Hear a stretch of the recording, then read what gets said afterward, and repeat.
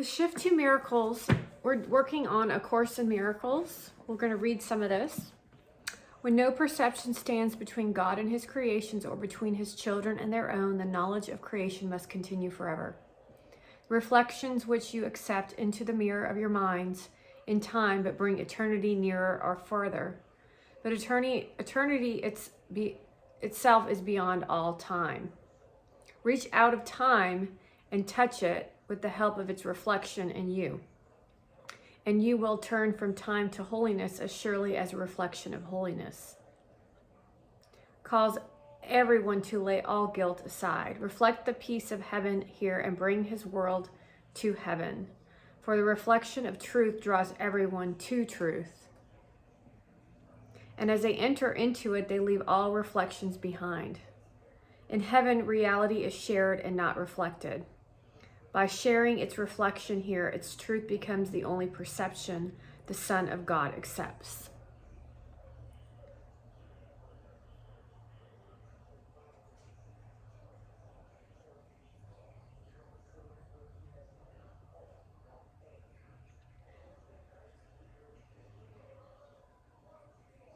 And thus remembrance of his Father dawns on him, and he can no longer be satisfied with anything but his own reality. You on earth have no conception of limitlessness, for the world you seem to live in is a world of limits. In this world, it is not true that anything without order or difficulty can occur. The miracle, therefore, has a unique function. It is motivated by a unique teacher who brings the laws of another world to this one. The miracle is the one thing you can do that transcends order, being based not on differences but on equality. Miracles are not in competition, and the number of them you can do is limitless. They can be simultaneous and legion. This is not difficult to understand once you conceive of them as possible at all. What is more difficult to grasp is the lack of order or of difficulty which stamps the miracle as something that must come from elsewhere, not from here. From the world's viewpoint, this is impossible. You have experienced lack of competition among your thoughts, which, even though you may conflict, can occur to you together and in great numbers. You are so used to this that it can cause you little surprise. Yet you are also used to classifying some of your thoughts as more important, larger or better, wiser or more productive and valuable than others. And this is true about the thoughts which cross the mind of those who think they live apart. For some are reflections of heaven, while others are motivated by the ego, which but seems to think the result is a weaving, changing pattern which never rests and is never still. It shifts unceasingly across the mirror of your mind, and the reflections of heaven last but a moment and grow dim as darkness blots them out.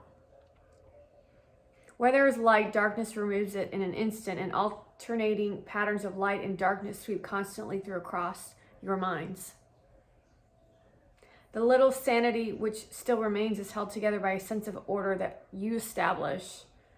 Yet the very fact that you can do this and bring any order into chaos shows you that you are not an ego, and that more than an ego must be in you. For the ego is chaos, and if it were all of you, no order at all would be possible. Yet though the order which you impose upon your minds limits the ego, it also limits you. To order is to judge and to arrange by judgment. Therefore, it is not your function, but the Holy Spirit's. It will seem difficult for you to learn that you have no basis at all for ordering your thoughts. This lesson the Holy Spirit teaches by giving you shining examples to show you that your way of ordering is wrong, but that a better way is offered you. The miracle offers exactly the same response to every call for help. It does not judge the call.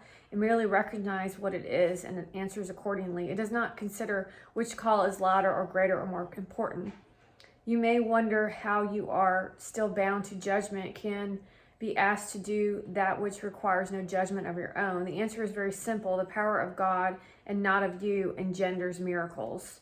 The miracle itself is but the witness that you have the power of God in you.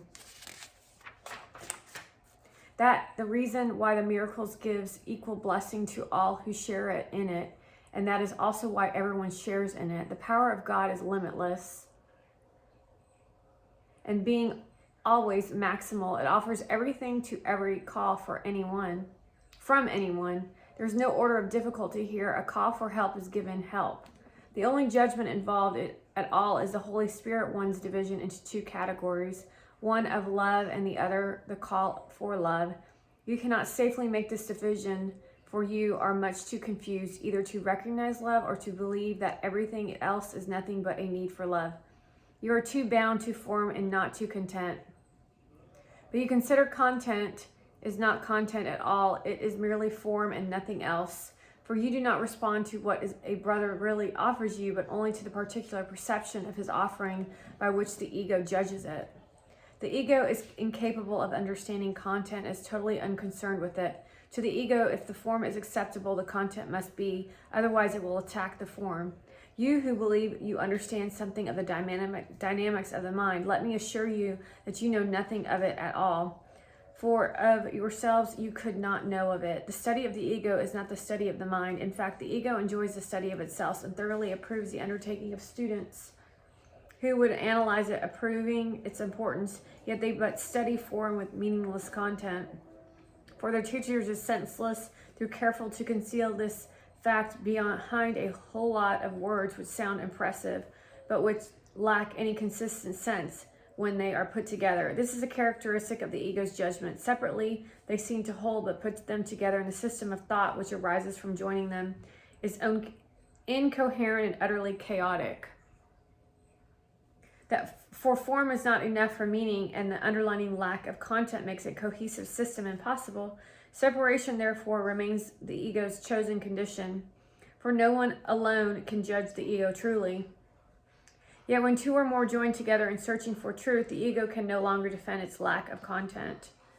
The fact of union tells them it is not true. It is impossible to remember God in secret and alone. For remembering him means you are not alone and willing to remember it. Take no thought for yourself, for no thought you hold is for yourself. If you would remember your Father, let the Holy Spirit order your thoughts and give only the answer with which he answers you. Everyone seeks for love as you do and knows it not unless he joins with you in seeking it.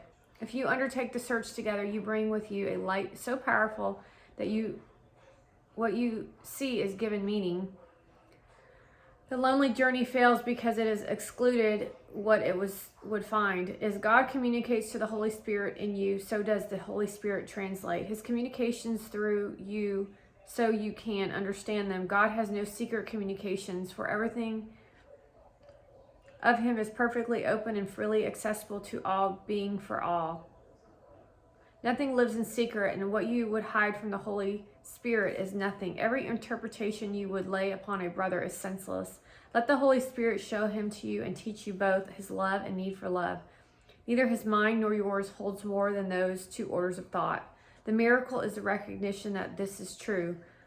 Where there is love, your brother must give it to you because of what it is. But where there is need for love, you must give it because of what you are. Long ago, we said this course will teach you what you are, restoring to you your identity. We have already learned that this identity is shared. The miracle becomes the means of sharing it. By supplying your identity wherever it is not recognized, you will recognize it, and God himself, who wills to be with his Son forever, will bless each recognition of his Son with all the love he holds for him. Nor will the power of all his love be absent from any miracle you offer to his Son. How then can there be any order of difficulty among them?